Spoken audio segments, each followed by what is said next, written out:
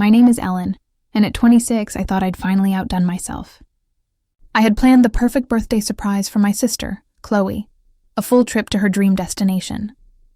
For months I'd imagined the look on her face when she realized what I'd done. I thought I was her favorite person in the world, but that morning I found out the truth.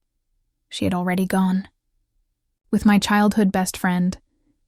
If you've ever been betrayed by the people who were supposed to love you most, you'll understand the ache that settled in my chest that day.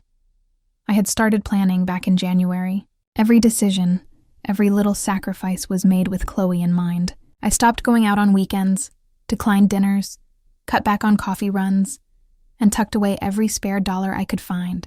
I wanted to give her something unforgettable, something that would make her smile the way she used to when we were little.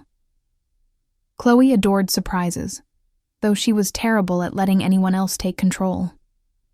She was the type who needed to know every detail, who'd rearrange the plans just to make them better. But this time, I wanted to be the one who did it all. No hints, no suggestions, just a pure surprise, from me to her. The destination was easy to choose. Chloe loved the ocean, the sound of waves, the golden sunsets, the smell of salt in the air. So I found a beautiful resort by the coast, the kind with bright coral balconies and palm trees swaying over turquoise water. I booked everything, the flights, the hotel suite with a sea view, the spa day, even dinner at the resort's rooftop restaurant. She had always been the outgoing one, the magnetic sister everyone noticed, while I played the quieter role. I was the one who steadied her when things went wrong, who cleaned up after her wild nights, who made sure she got home safe. I never resented it. She was my sister, my best friend. At least I believed she was. The morning of her birthday, I could barely contain myself. I packed my small suitcase, double-checked the printed reservations, and stopped in front of the mirror with a wide grin. I kept picturing her face when I'd tell her. Maybe she'd scream. Maybe she'd cry. Maybe, for once, she'd say I was her favorite person, and mean it. I drove to her apartment, my heart pounding in my throat. The hallway smelled faintly of coffee and perfume. I knocked, waited. No answer. Knocked again. Still nothing. Frowning, I called her. Straight to voicemail. Texted. No reply. My stomach tightened, but I brushed it off. Maybe she was grabbing breakfast or out with friends. I laughed quietly to myself. Maybe she knows, I muttered. Maybe she's pretending not to. And then my phone buzzed. A notification from social media. Without thinking, I opened it, and my entire body went cold. There she was. Chloe. At the exact resort I had booked. The same hotel, the same pool I had imagined us lounging beside. Her golden hair blowing in the breeze, her sunglasses tilted just right. A cocktail in hand. And sitting next to her, smiling, laughing, clinking glasses, was Mia. My childhood best friend. I froze. My heart stopped. My mouth went dry. It couldn't be real. I blinked hard, scrolling through the photos again and again, hoping I was mistaken. But each post cut deeper. Them at the resort entrance. Them posing under the same palm trees from the hotel website. Dinner at the very restaurant I had called to book. And the caption, that caption, felt like a knife twisting in my chest. Best birthday trip ever. Can't believe we finally made it here. So grateful for this girl right here. I was supposed to be that girl. I was supposed to be the one who made her birthday special. My vision blurred. I hit call before I could think. Hey, Ellen, she answered cheerfully, the sound of waves and laughter echoing in the background. What's up? What's up? My voice cracked. Are you kidding me right now? She went silent for a moment. What do you mean? I could hear glasses clinking, someone giggling nearby. My stomach twisted. I'm at your apartment, I said slowly. I came to surprise you. With a trip. To the same resort you're at right now. More silence. Then a nervous laugh. Oh, wow. You weren't supposed to find out this way. So you knew, I demanded. Ellen, don't make this a big deal. Don't make this a big deal. I could hear my own heartbeat. Chloe, I spent months planning this for you. I saved up. I booked everything. You went behind my back. She sighed. That familiar tone she used whenever she thought I was being too sensitive. Look, Mia and I planned this a while ago. It just happened. It didn't just happen, I snapped. You knew exactly what you were doing. And you didn't even tell me. Ellen, you get so worked up over things, she said lightly, almost bored. I didn't think you'd care this much. Her words shattered something inside me. You didn't think I'd care? I whispered. You're my sister. I thought I was your best friend. She said nothing. Did Mia know? I asked finally, my voice sharp. Chloe hesitated, and that hesitation told me everything I needed to know. I ended the call. I didn't even remember pressing the button. 1 second she was still talking, still excusing herself, and the next there was silence. I stood there, staring at her apartment door, feeling hollow. For the first time, I saw things clearly. I had spent years pouring my energy into Chloe, putting her first, defending her, celebrating her wins even when she barely noticed mine. I had believed we shared something unbreakable, but she had replaced me so easily, with Mia of all people. Mia, who had been my anchor since childhood. My secret keeper, my other half, the person who once said we'd be each other's forever. I thought life had simply pulled us apart. Now I realized she'd just chosen to drift somewhere else. My hands trembled as I scrolled through Chloe's posts again. Every smile, every toast, every caption screamed one thing. You don't matter anymore. I wanted to hate them. I wanted to be furious, but mostly I just felt small, smaller than I ever had. Still, I needed answers. So I called Mia. She picked up after 2 rings, her voice cautious. Ellen? Where are you? I asked a pause. Out of town, I laughed bitterly. Yeah, I can see that. More silence. Mia, I said, my tone sharp now. Tell me the truth. How long have you been planning this? It's not what you think. Don't, I cut her off. Don't lie to me. Just tell me. Her breath wavered on the line. I could almost see her. Head down, eyes darting, lip caught between her teeth like she always did when she felt guilty. Finally, she said quietly, a few months. Before I'd even started saving, before I'd even thought of the idea. I swallowed hard. And neither of you thought to tell me? Mia exhaled, sounding tired. Ellen, we just grew apart. No, I whispered. You chose to grow apart. There was another silence, longer, heavier. Then, a soft, hesitant. Maybe. That word stung more than any confession could have. And in that moment, something inside me changed. The sadness didn't disappear, but it hardened into something else. A quiet, burning anger. For years I had convinced myself that Chloe and Mia were still mine. My sister, my best friend, my people. But standing there with my phone pressed to my ear, listening to the woman who used to be my confidant sound like a stranger, I realized the truth. They hadn't drifted. They had moved on, without me, when she stopped making time for me. I had told myself that life was just busy, that friendships naturally changed, that nothing was wrong. But something had been wrong for a long time. I'd just been too blind to see it. Mia tried to keep talking, but I wasn't listening anymore. I hung up and then, for the first time in my life, I blocked her number, not just hers, as I was done. I'd spent my whole life being the second choice. I had spent years assuming that eventually Chloe and Mia would see me the way I saw them, that they would finally appreciate how much I had given. But the truth was they never would. As to them, I had never been their first choice. I had been the backup option, the one who was always there, so much so that they thought I always would be, but not anymore. This time I was done chasing people who didn't want me around. This time I was the one walking away.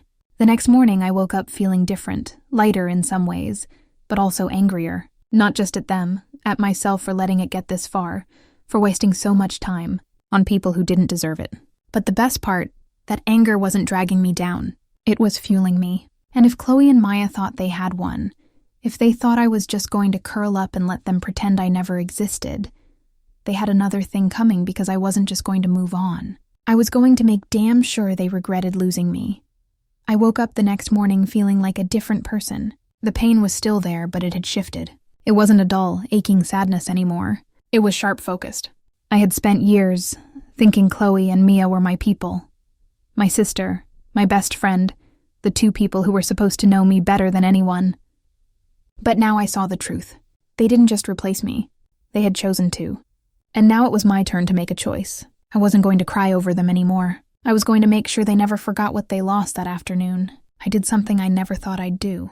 I posted the truth. I wasn't petty. I didn't name names, but I didn't need to. I wrote, "There's nothing worse than realizing. You spent years loving people who never really loved you back. Some betrayals hit deeper than others.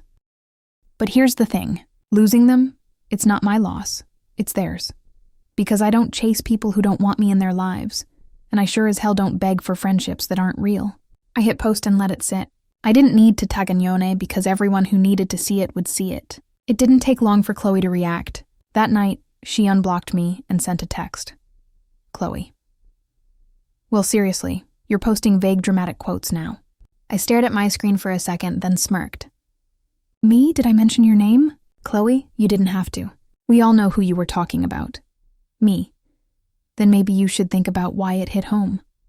Silence. I could picture her fuming. Chloe hated when she wasn't in control of the situation. She had expected me to stay quiet, to sulk in the background while she and Mia moved on.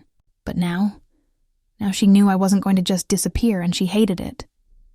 2 days later, Mia reached out. She didn't text me directly. She left a comment on my post. Mia, I don't know if this is about me, but if it is, I just want to say I never meant to hurt you. I almost laughed. She wasn't even pretending to be innocent, just trying to save face. I didn't reply because she wasn't worth my words anymore. Then something unexpected happened. People started noticing, friends I hadn't spoken to in a while. Old co-workers, even mutual acquaintances, started reaching out not to gossip, but to share their own experiences. One girl who had gone to high school with Chloe and me sent me a message. I always thought Chloe treated you unfairly. She made everything about her and you just let her. I'm glad you finally see it. Another old friend messaged me. I lost touch with Mia too.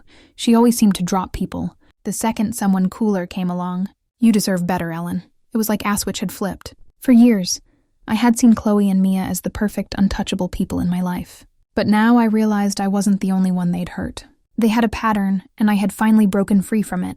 The final straw came a week later. I was sitting at a coffee shop, finally starting to feel like myself again, when my phone buzzed, a call from Chloe. I let it ring, then a voicemail. I hesitated before playing it. Her voice came through strained and defensive. Eva, I don't know what your problem is, but you're acting ridiculous. You're blowing this way out of proportion. It's just a trip. You need to let it go. I scoffed, shaking my head. She still didn't get it.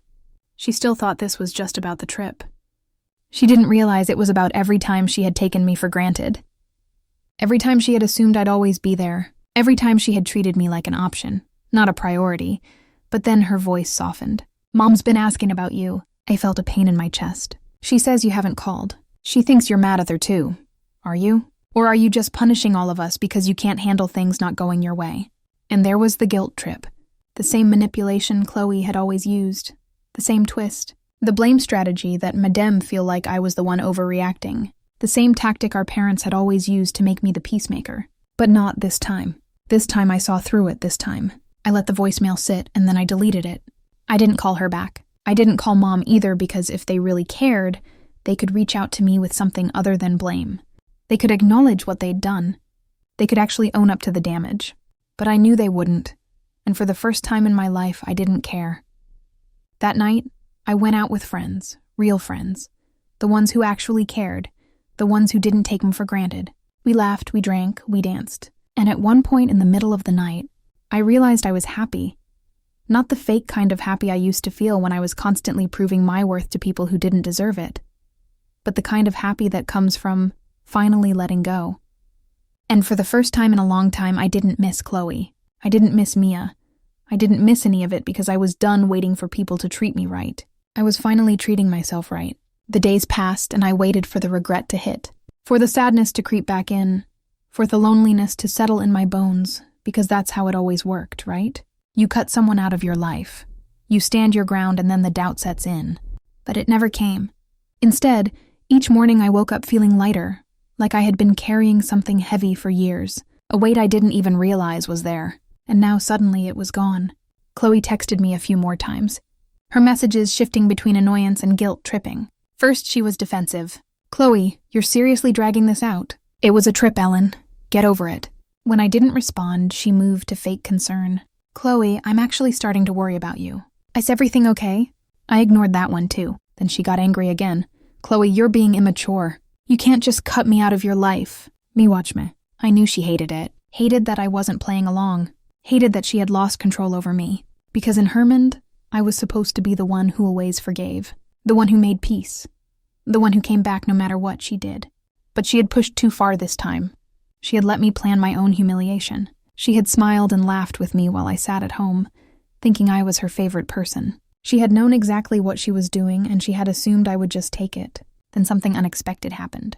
I ran into Mia, who was at a coffee shop, one of our old spots, the kind of place we used to spend hours, and talking about our lives and making plans for the future.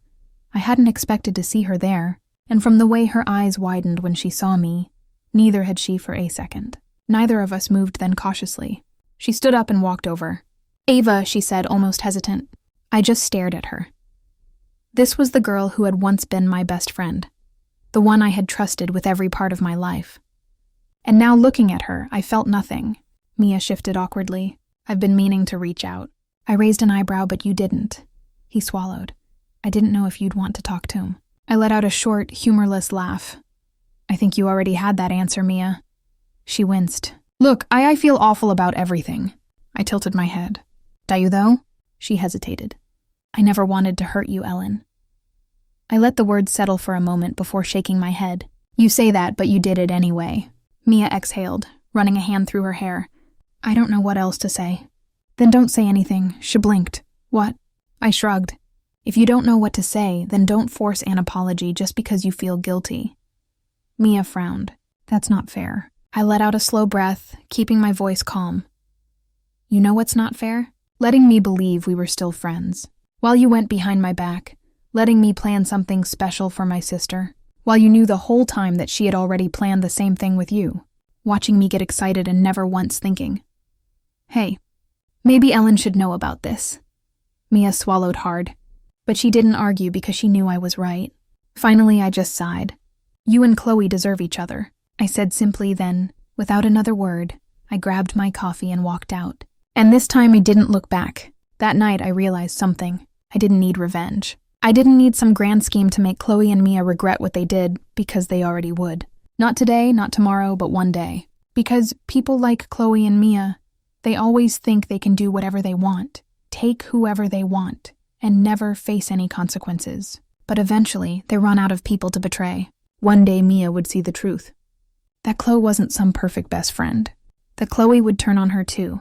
The second she found someone better, knew her, more exciting, and when that day came, she would finally understand what she did Tome. I spent the next few months focusing on myself. I booked a solo trip, one that I had never dared to do before. I reconnected with old friends, the ones I'd neglected, because I had spent too much time chasing after people who never really wanted me. I went out, I had fun, I lived my life, and for the first time I wasn't thinking about Chloe and Mia. I wasn't wondering if they missed me. I wasn't hoping for an apology. I wasn't waiting for them to make things right. As I finally understood, I didn't need them. I never did. Months later, I got one last message from Chloe. A short, simple text. "Chloe, I miss you." I stared at it for a long time, and then I deleted it because I didn't miss her. Not even a little. Some losses aren't losses. Some losses are freedom.